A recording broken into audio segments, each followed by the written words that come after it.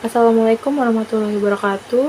Perkenalkan, nama saya Mesania Tuzahra dari kelas 02 SAKP 017 dengan bernomor induk mahasiswa 2210112851. Di sini saya akan mempresentasikan mata kuliah e-bisnis dengan materi yang akan dibawa, yaitu perencanaan dan pengembangan e-bisnis.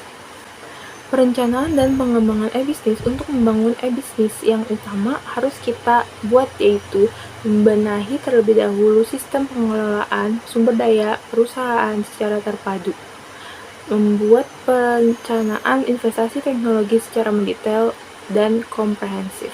Berikutnya ada beberapa kiat-kiat dalam e-bisnis, diantaranya yang pertama yaitu membenahi terlebih dahulu sistem pengelolaan sumber daya perusahaan secara terpadu.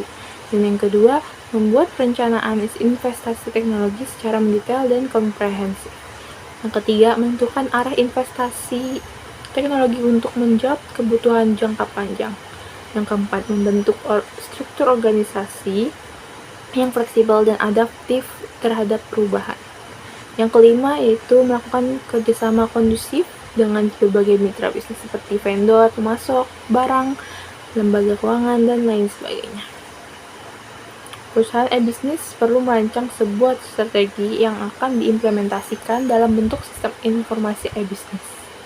Strategi tidak hanya berupa strategi bisnis, melainkan juga melibatkan strategi teknologi informasi, karena sistem e-bisnis dibangun dengan tumpuan teknologi tersebut. Strategi juga berfungsi untuk mengelola sumber daya yang terbatas jumlahnya guna memperoleh laba. Selanjutnya kita beralih ke pemodelan sistem, yaitu membangun sebuah sistem yang besar dan kompleks. SI e-bisnis, tim pembuat sistem perlu membuat model. Permodelan tersebut menggambarkan aliran data yang akan diproses menjadi informasi.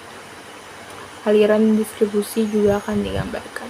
Yang pertama, kita ke tahap-tahap pembentukan sistem e-bisnis. Yang pertama yaitu mendayagunakan komputer personal, jaringan komputer, dan internet seoptimal mungkin.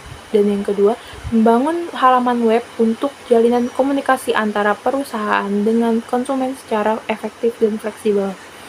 Yang ketiga, membangun SI e-bisnis yang efektif. Yang keempat, mengembangkan SI yang bersifat interplatform. Jadi kita membahas strategi pengembangan e-bisnis, yaitu yang pertama, penyusunan rencana pengembangan, yang kedua, pembangunan secara bertahap atau dinamis, yang ketiga, perlu menetapkan prioritas implementasi, yang keempat, pemilihan teknologi yang tepat, yang kelima, penyiapan sumber daya, yang keenam, gunakan jasa web hosting, yang ketujuh, pengembangan diserahkan ke pihak ketiga, dan yang kedelapan, kerjasama dengan institusi penyedia jasa internet. Kita ke slide berikutnya, yaitu metode daur hidup untuk membangun SI e-bisnis. Sebuah sistem yang kompleks secara sistematis dan terintegrasi dibutuhkan metode-metode pembangunan sistem seperti daur hidup, prototype, dan spiral. Dari tiga macam metode tersebut, metode daur hidup cocok untuk pembangunan sistem e-bisnis karena memiliki beberapa karakteristik yang dapat diproses, dilakukan selangkah demi selangkah, yang disertai dengan proses dokumentasi yang rapi. Dan ada beberapa metode daur hidup terdiri dari beberapa tahapan proses, yaitu tahap perencanaan, analisis, perancangan, penerapan, evaluasi, penggunaan, dan pemeliharaan. Pada setiap tahapan dilakukan proses pendokumentasian atas segala yang telah dilakukan dan disepakati. Nah, kita akan melanjut ke slide berikutnya, yaitu ada metode daur hidup yang pertama, tahap perencanaan. Proses perencanaan sistem e-bisnis yaitu yang pertama, proposal TI untuk prioritas e-bisnis. Dan yang kedua, kasus bisnis untuk e-bisnis atau investasi TI. Dan yang ketiga, perencanaan aplikasi e-bisnis, pengembangan dan penyebarannya. Tahap ini sangat penting karena tahap ini permasalahan yang sebenarnya didefinisikan dengan rinci. Dan yang kedua ada tahap analisis. Menurut MacLeod, ada 6 dimensi kelayakan, yaitu kelayakan teknis, yang kedua pengembalian ekonomis, yang ketiga pengembalian non-ekonomis, yang keempat hukum dan etika, yang kelima operasional, dan yang keenam jadwal. Selanjutnya, kita ke faktor-faktor pemodelan sistem informasi e-bisnis yang dapat digunakan dalam lingkup yang tepat.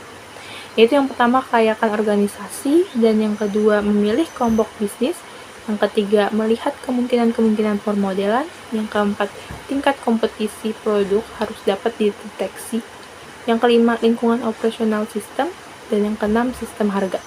Lanjut ke tahap rancangan.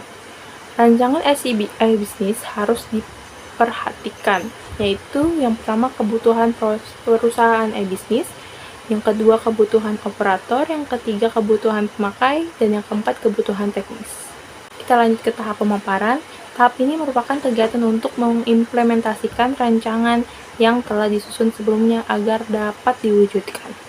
Implementasi untuk prosedur di dalam teknologi komputer akan menggunakan bahasa komputer. Sementara itu, untuk proses yang terdapat di luar sistem komputer disusun dengan sebuah konvensi atau perjanjian atau tata tertib agar setiap orang yang terlibat dapat mengikuti alur yang telah ditetapkan. Kita ke tahap evaluasi. Pada tahap ini dilakukan uji coba sistem yang telah selesai disusun. Pada proses uji coba diperlukan untuk memastikan bahwa sistem itu benar dan karakteristik yang ditetapkan dan tidak ada kesalahan-kesalahan yang tergandung di dalamnya. Kita lanjut ke faktor-faktor yang harus diperhatikan dalam mengevaluasi perangkat keras. Yaitu yang pertama adalah kemampuan perangkat keras yang meliputi kecepatan proses dan distribusinya. Yang kedua, ada beberapa besar biaya yang harus disediakannya untuk pengoperasian dan perawatan sistem. Yang ketiga, kompatibilitas perangkat keras terhadap sistem-sistem yang terkait. Yang keempat, seberapa lama teknologi yang digunakan akan dapat bertahan. Yang kelima, sejauh mana pilihan-pilihan terhadap komputer yang digunakan, memperhatikan faktor-faktor ergonomi. Dan yang keenam, tingkat kehandalan dan skalabilitas jaringan komputer yang dibangun sebagai infrastruktur sistem tersebut. Lanjut ke tahap penggunaan dan pemeliharaan, yaitu pada tahap ini, sistem yang telah diuji coba dan dinyatakan lolos dapat digunakan untuk mengenal proses e-bisnis yang sesungguhnya. Pemeliharaan sistem secara rutin dapat meliputi penataan ulang database, membackup, dan scanning virus. Setiap sistem informasi e-bisnis pasti ada kesuksesan dan kegagalan.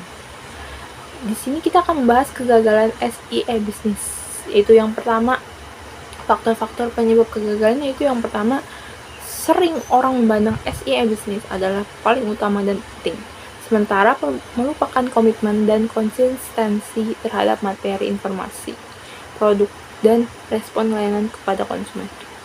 Yang kedua yaitu antarmuka SI e-bisnis sering kurang interaktif, kurang komunikatif, dan kurang mudah digunakan oleh konsumen, karena antarmuka sering dibangun berdasarkan selera pembuatnya.